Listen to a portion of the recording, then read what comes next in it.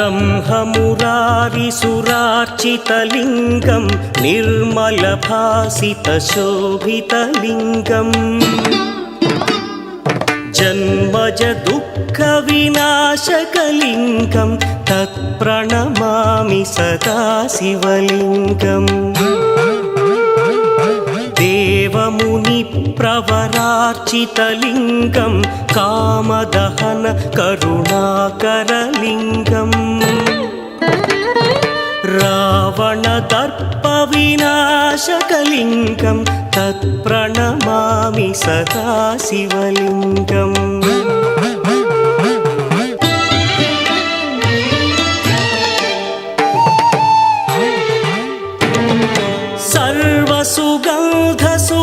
सर्वसुगन्धसुलेपितलिङ्गं बुद्धिविवर्धनकारणलिङ्गं सिद्धसुरासुरवन्दितलिङ्गं तत्प्रणमामि सदा शिवलिङ्गं कनकमहामणिभूषितलिङ्गं फणिपरिवेष्टितशोभितलिङ्गम्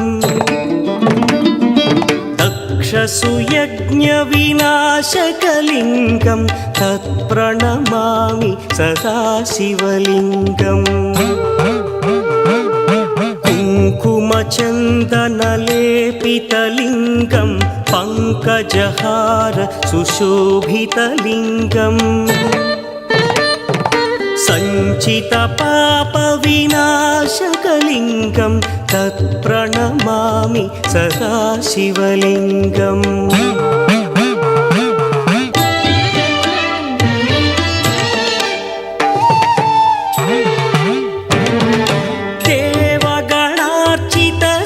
देवगणार्चितसेवितलिङ्गं भावैर्भक्तिभिरेव च लिङ्गं दिनकरकोटिप्रभाकरलिङ्गं तत्प्रणमामि सदा शिवलिङ्गम् अष्टदलोपरिवेष्टितलिङ्गं सर्वसमुद्भवकारणलिङ्गम् अष्टदरिद्रविनाशनलिङ्गं तत्प्रणमामि सदा शिवलिङ्गम् सुरगुरुसुरवरपूजितलिङ्गं सुरवनपुष्पसदार्चितलिङ्गम् परमपदं परमात्मकलिङ्गं तत्प्रणमामि सदा शिवलिङ्गम् त्रिदलं त्रिगुणाकारं त्रिनेत्रं च त्रियायुधं त्रिजन्मपापसंहारम् एकबिल्वं शिवार्पणम् त्रिशाखैः बिल्वपत्रैश्च अच्छिद्रैः कोमलैः शुभैः तव पूजां करिष्यामि एकबिल्वं शिवार्पणम्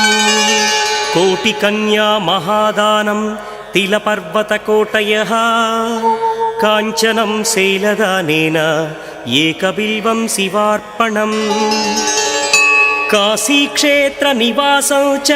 कालभैरवदर्शनं प्रयागे माधवं दृष्ट्वा एकबिल्वं शिवार्पणम् इन्दुवारे व्रतं स्थित्वा निराहारो महेश्वरा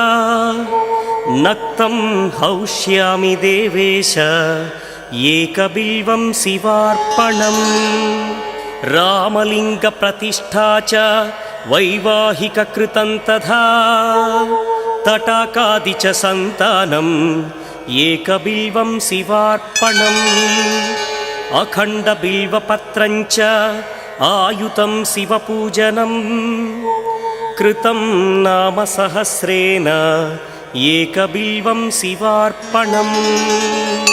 उमया सह देवेश नन्दिवाहनमेव च भस्मलेपन सर्वाङ्गम् एकबिल्वं शिवार्पणम्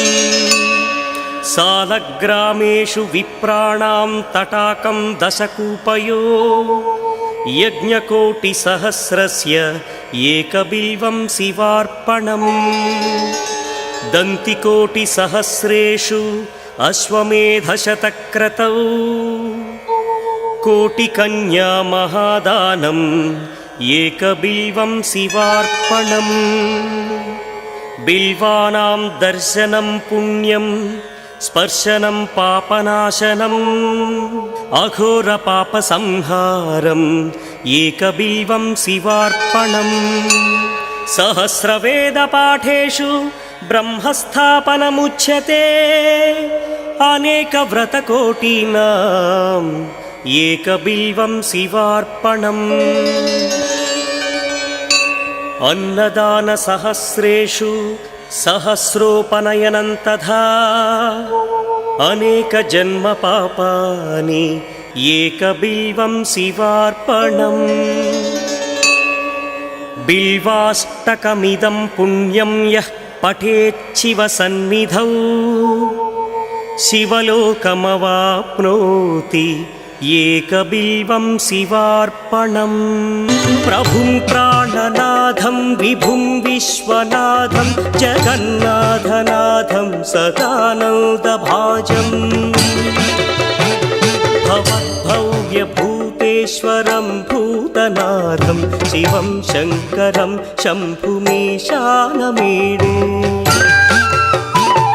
गणेरुण्डमालं तनौ सर्पजालं महाकालकालं गणेशादिपालम् जटाजूटगङ्गोत्तरं गैर्विशिष्यं शिवं शङ्करं शम्भुमीशानमीडे मुदामाकरं मण्डनं मण्डयन्तं महामण्डलं भस्मभूषाधरन्तम् अनादिं ह्यपारं महामोहमारं शिवं शङ्करं शम्भुमीशानमीडे वटाधो निवासं महाट्टाट्टहासं महापापनाशं सदा सुप्रकाशम् गिरीशं गणेशं सुरेशं महेशं शिवं शङ्करं शम्भुमीशानमीडे गिरीन्द्रात्मजा सङ्गृहीतार्धदेहं गिरौ संस्थितं सर्वदा पन्नगेहम् परब्रह्म ब्रह्मादिभिर्वन्द्यमानं शिवं शङ्करं शम्भुमीशानमीडे कपालं त्रिशूलं कराभ्यां दधानं पदाम्भोजनं राय कामं दधानम् बलिवर्धयानं सुराणां प्रधानं शिवं शङ्करं शम्भुमीशानमीडे शरच्चन्द्रगात्रं गणानौदपात्रं त्रिनेत्रं पवित्रं धनेशस्य मित्रम् अपर्णाकळत्रं सदा सच्चरित्रं शिवं शङ्करं शम्भुमीशानमीडे